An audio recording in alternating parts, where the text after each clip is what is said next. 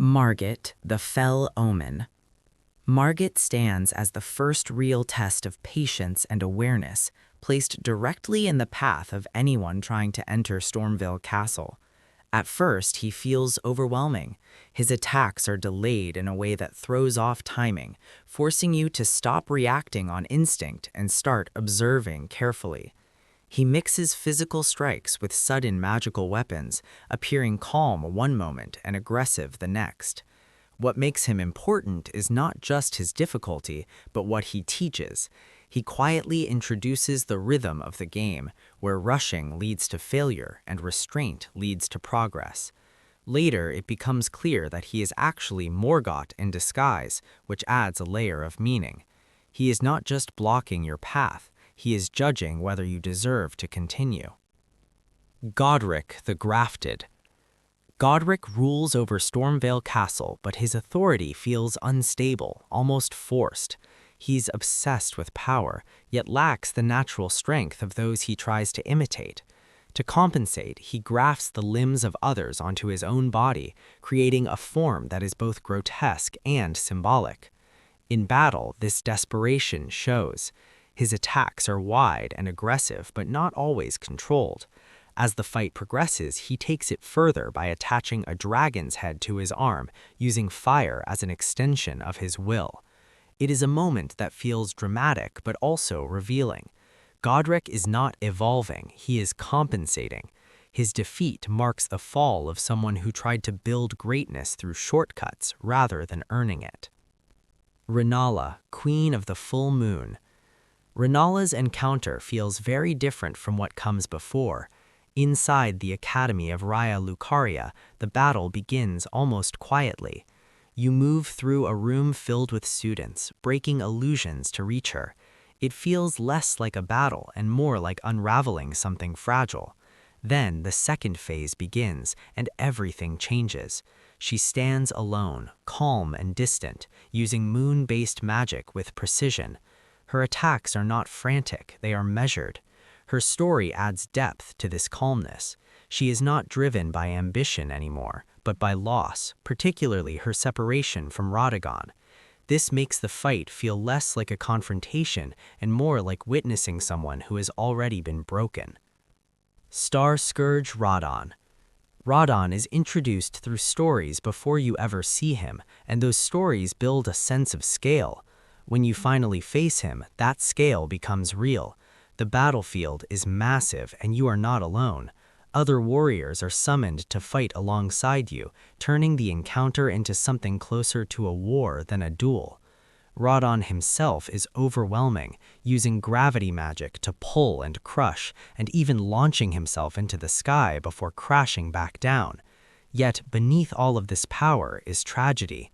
He was once a respected general who held back the stars, but now he exists in a state of madness. The fight feels like putting an end to something that has already been lost. Rykard, Lord of Blasphemy. Rykard's transformation into a serpent is one of the clearest examples of rejecting the established order. Hidden within Volcano Manor, he represents a path that turns away from the Golden Order entirely. The fight itself is unique, built around a weapon specifically designed to counter him. This changes the pace, making it less about standard combat and more about understanding the mechanics of the encounter. As the battle continues, his voice merges with the creature he has become, creating a presence that feels unnatural. Rykard's story is not just about power, but about what someone is willing to become in order to obtain it.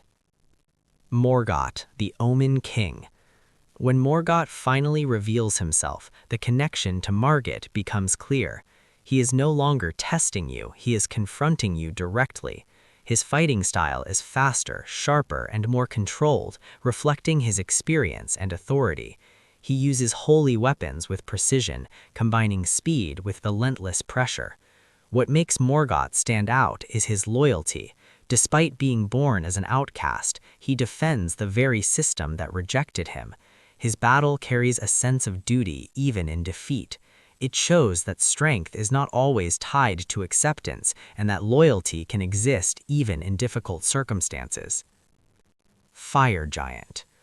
The fire giant stands as a massive obstacle guarding the path forward. His size alone changes how the fight feels. Movements are slower, attacks are heavier, and positioning becomes more important.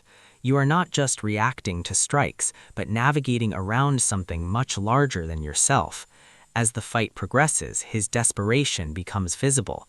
He sacrifices part of himself to continue fighting, showing a determination tied to his role as the last of his kind. The fire giant represents a fading legacy, holding on to a duty that no longer has a future. Malekith, the Black Blade. Malekith carries a presence that feels different from most bosses. He is not just powerful, but tied directly to a concept that shapes the world itself. As the keeper of destined death, his role goes beyond physical strength.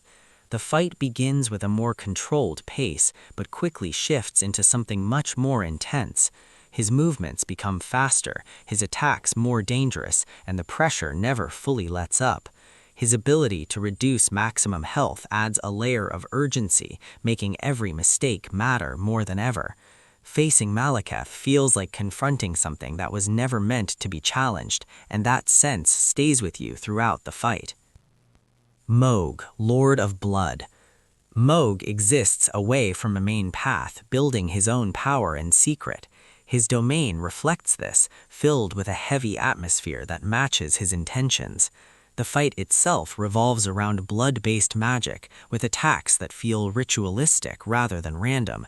At certain moments, he marks the player, building towards a phase where damage becomes unavoidable unless properly prepared.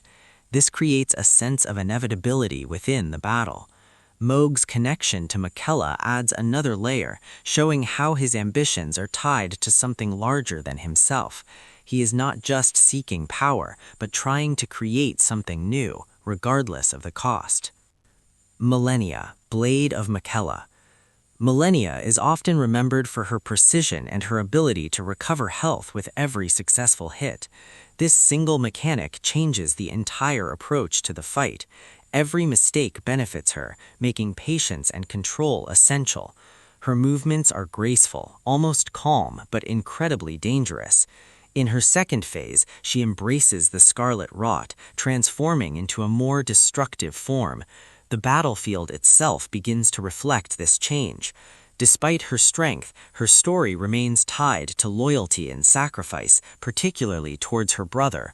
She stands as a balance between elegance and devastation, making her one of the most defining encounters in the game. Radagon of the Golden Order. Radagon represents the foundation of the Golden Order, carrying both authority and mystery. His fight feels direct, focused, and deliberate. He uses holy attacks that reflect structure and control, leaving little room for chaos. Every movement feels intentional, as if the battle itself follows a set of rules.